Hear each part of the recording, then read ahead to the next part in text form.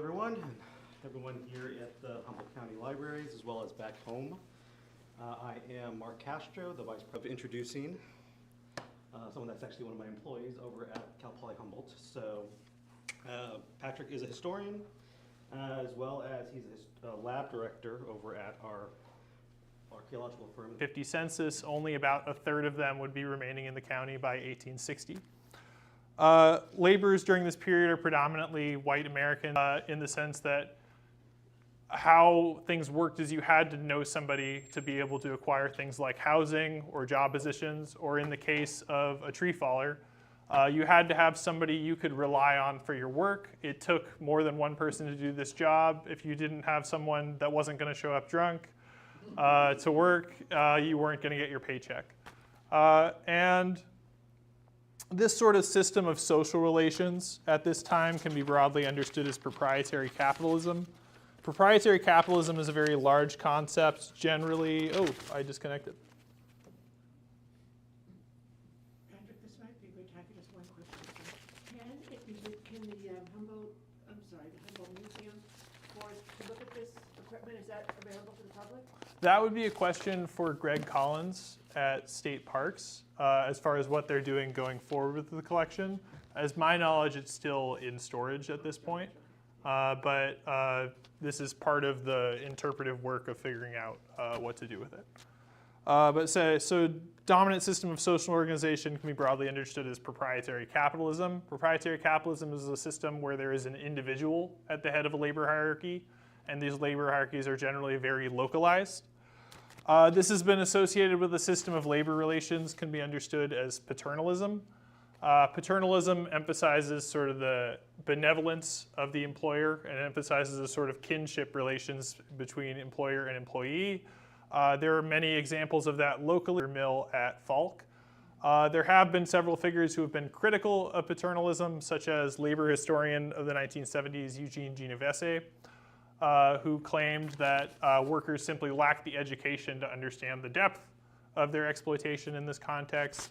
The counter-argument to Genovese in the case of the Humboldt Bay region was that these workers were emerging in. As far as workplace hierarchy during this time, there would be skilled positions, such as the sawyer working in sawmills during this time needed to have some sort of mathematical knowledge, needed some degree of education to be functioning in that job. However, working in the woods was typically a position for people who weren't able to find work elsewhere, very rough and tough life. There would be skilled positions in the woods, such as the bullwhacker would probably be the most prestigious position. Bullwhacker was tasked with skidding logs with teams of about 6 to 8 yokes of oxen. They were kind of remembered for the way they spit and curse at the animals, so the sort of skill in question was their personality to be able to do that job. And lumber employers would go to great efforts to hang on to bullwhackers after the logging season was over. Conversely, tree fallers at this time were actually referred to as choppers, and there would be no sort of job protection, job security for these people. It was really whoever was around at the season and was really willing to do the work at that time. And interestingly, the redwoods, given their logging frontier, the lake states, they used only a single-bitted axe. The advantage of the double-bitted axe in the Pacific Northwest would be that these were longer work days because it took a longer time to fell trees. Felling an old-growth coast redwood, depending on the size, of course, with just a 2-man team with axes, could take a week, 2 weeks. And the intention was that they didn't want workers returning to camp to sharpen their axe, so it was as soon as one edge was dull, they would just flip it over and use the other side.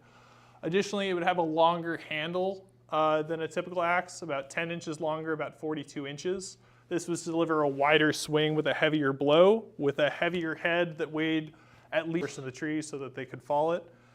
Also, felling wedges of the redwood region are very large. So a typical felling wedge is about 8 to 12 inches long.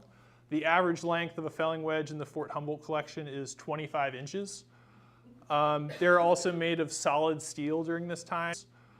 A modern felling wedge is made of either steel alloy or plastic, as these would be too harsh, as solid steel would be too harsh on the cutting chain of chainsaws. What else? There were saws during this period. They just weren't generally used for felling during this time. They were mostly used for felling during this time. They were mostly used for bucking. This is because they were making really only shallow cuts in the kerf. Probably the most famous manufacturer during this time would be E.C. Atkins and Company, and their sort of state-of-the-art saw of the period was the Tuttle saw, which had just cutter teeth that it was about the same technology as, say, taking a nail and scratching at a piece of wood. Just makes very shallow cuts, just really just sawdust, no shavings happening there. You'll notice they have sort of gaps in the teeth. That's to sort of let the sawdust fall out the side of the kerf, as the main technological flaw of saws during this period is that they would get stuck in the kerf. Those using saws would have their own adaptations to this, most notably soaking the saw in kerosene to lubricate it through the cut. And Henry Distance and Sons employed cross-cut demonstrators who would travel from logging camp to logging camp, living and working with the laborers. They were training them how to use the saw for cutting, but they also trained a staff of saw filers to maintain them. Saw filing would become a prestigious position in redwood country, earning around $85 to $100 monthly, which was way more than choppers in the woods or common hands in the yard. And notably, of course, most of the tool manufacturers at this point are concentrated in the Midwest. But as the logging frontier expands, we start to see a lot more tools manufactured locally. So for instance, from our collection, we have a sawtooth gauge manufactured by E. Jansen & Co., based out of Eureka in about the 1880s and 1890s. And we're going to see a lot more local tool manufacturers pop up. I'm going to skip this one. Yes? Can you explain what bucking is? Bucking, oh yeah. So bucking is after a tree has fallen, it's separating the falling trunk into different logs. And also, I do understand that this is a history of saw, so it is technically a history of minutia to a certain point. So please, as this gentleman has just done, if there is a word that I'm using that isn't familiar, please feel free to ask.